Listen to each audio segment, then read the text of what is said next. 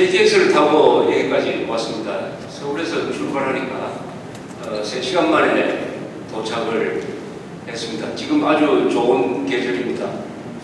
더구나 창원은 이 거대한 기계공단 시설을 갖고 있고 연간 200억 달러를 수출을 하고 또 도시는 박정희 대통령 시절에 잘 계획이 되어가지고 통계에 의하면 대한민국에서 가장 살기 좋은 도시로 나옵니다. 그래서 여기서 와서 몇 분들한테 여쭤봤습니다. 혹시 박정희 대통령 기념 동상이 있느냐고, 또 박정희라는 이름의 무슨 그 굴이나 거리 이름이 있느냐 이렇게 물었더니 없다는 말씀이었습니다. 이 창원이라는 이 도시가 갑자기 만들어진 거 아니죠. 여러 사람들이 희생을 하고 여러 사람들 도와줘서 이렇게 만들었습니다. 특히 창원 공단을 만들 때 실무적으로 애를 썼던 분이 당시에 중화공업 기획단장을 했던 오원철이라는 분이었습니다. 지금도 생존하고 계시죠. 오원철 씨, 그다음 박정희 대통령, 당시에 비서실장을 했던 김정영 씨, 이런 분들은 아마 창원을 만들어내는 1등 공신입니다. 최소한 이런 분들, 특히 오원철, 박정희 같은 사람의 작품이라고 볼 수가 있는데, 그런 분들의 무슨 기념물이라든지 공원 이름이라도 만들어 놓으면은 그게 바로 우리 국민들에 대한 좋은 교육이 될 것입니다. 예컨대 박정희 동상을 만들어 놓으면 어린애들하고 할아버지가 같이 지나가다가 손자가 왜 박 대통령 동상이 여기서 있느냐라고 물었을 때 할아버지가 1970년대에 우리가 중화공업을 건설할 때 저분께서 이렇게 해서 우리가 이렇게 잘 살고 있다 이렇게 설명할 수 있는 것 아니겠습니까? 저는 또 창원에 오면 또 한 분 기억나시는 분이 계십니다. 김성은 장군, 해병대 살인관을 하시고 6.25 때 김성은 부대를 가지고 충무에 우리 해병대가 단독 상륙작전을 하고 또 인천 상륙작전에 참여하시고 국방장관을 아주 오래 하셨습니다. 한 5년에 걸쳐서 하시고, 더구나 이분은 물러나신 다음에도, 은퇴하신 다음에도 애국운동을 쉬지 않고, 특히 2006년에 노무현 정부가 북한이 핵실험을 했는데도 불구하고 한미연합선을 해체해가지고 한미동맹에 아주 타격을 주는 이런 계획을 추진할 때 80 넘으신 분이 그 더운 땡볕에서 아스팔트 위에서 그것을 저지하는 운동을 하시다가 2007년 5월달에 돌아가셨습니다. 김성은 장군의 고향도 창원이죠. 어떤 훌륭한 분이 계시면은 그분은 고향이 어디냐 이렇게 물어보면은 이런 분을 배출한 곳이니까 그 마을도 참 좋겠구나 해가지고 아주 좋은 인상을 갖게 됩니다. 그런 분들을 우리 고장의 자랑스러운 인물이라고 기해주는 것, 이게 바로 애국이죠. 애국이라는 게 꼭 좌익들하고 싸우는 것만이 애국이 아닙니다.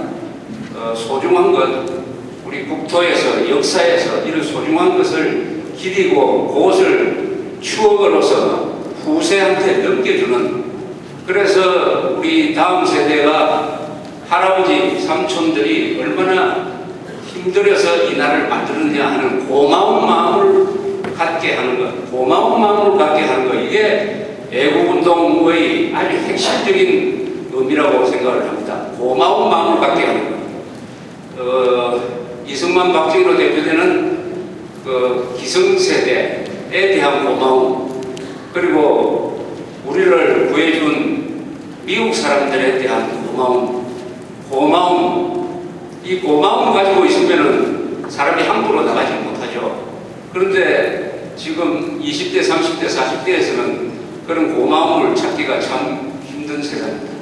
오늘이 마침 9월 28일인데 1950년 9월 28일 서울이 수복된 해입니다. 그런데 서울 수복했다 하면은 해병대가 그 중앙지역 꼭대기에 태극기를 올리는 유명한 사진이 있습니다. 지금 그 사진을 보고 우리 어린이가 그런데 태극기를 올렸는데 이 건물은 어디 있냐라고 물으면 뭐라고 대답을 해야 됩니까?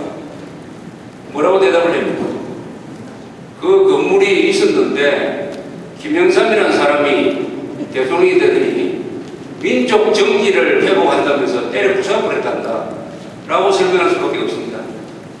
우리가 중앙청을 부술 기회가 한 번 있었어요. 1945년 8월 15일 날 우리가 해방됐으니까 들고 일어나가지고 조선 총독부를 쫓아내고 할 때 그때 저 건물을 부쉈으면 그것은 의미가 있습니다. 그러나 그 뒤에 우리 한국 현대사에서 가장 중요한 건물이 되었습니다. 거기서 국회가 열리고 거기서 헌법을 만들고 거기서 그 앞에서 대한민국 건국을 선언을 하고 6.25 때는 그것을 탈환하는 것이 서울을 탈환하는 상징적인 장면이 되었는데 느닷없이 김영삼이라는 사람이 저걸 없애야 민족 정기를 회복한다. 그게 아니고 저걸 없애야 한국 현대사의 정통성을 때려 부수고 그 사람 말했던 대로 한국 현대사의 정통성은 상해 임시정부에서 바로 자신의 민정부로 연결이 된다. 그것을 증명하기 위해서 우리 한국에서 가장 아름다운 건물 그리고 가장 역사적인 건물을 부쉈습니다. 이게 역사 파괴예요. 역사라는 것은 건물인 것입니다. 역사라는 것은 교과서가 아닙니다. 역사라는 것은 우리의 기억 속에 남아있는 그 기억을 부숴버렸다. 이런 보수가 다 보수가 아니고 우파가 다 보수가 아닙니다. 무식하면은 절대로 좌익들한테 이용당하는 것입니다. 오늘날의 이 좌익 세상을 만든 결정적인 역할을 한 사람이 김영삼 당시 대통령입니다. 이 사람은 좌파 숙주 역할을 했어요. 좌익들 선동에 넘어가가지고 취임할 때부터 어떤 동맹보다도 어떤 이념보다도 민족이 더 중요하다 하는 이야기를 해가지고 북한의 대남 공작 노선에 따라가고 그리고 한국 현대사를 부정을 하고 드디어는 보수 세력을 분열시키고 그래서 김대중 대통령이 당선될 수 있는 카페들을 깔았던 사람입니다. 그 비슷한 길을 가는 사람이 지금 이명박 대통령이에요. 이명박 대통령. 아까 우리 김성욱 기자가 피를 토하는 장면을 보여주었는데 저건 사실은 좌익을 욕하는 것 같았지만 그 내용은 이명박 대통령한테 들이대는 고갈장입니다. 세상을 이런 식으로 난장판을 만들어 놓고 당신은 지금 어디가 있느냐?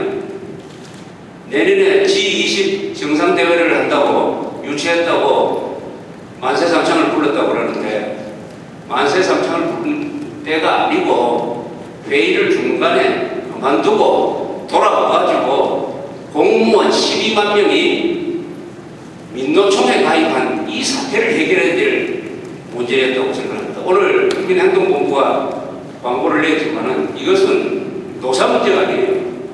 이것은 안보 문제입니다. 안보 문제. 그렇지 않습니까? 이게 안보 문제라고 생각 안 되십니까? 민노총에 가입했다. 그것도 한두 명이 가입하는 것이 아니고 12만 명이 가입했다.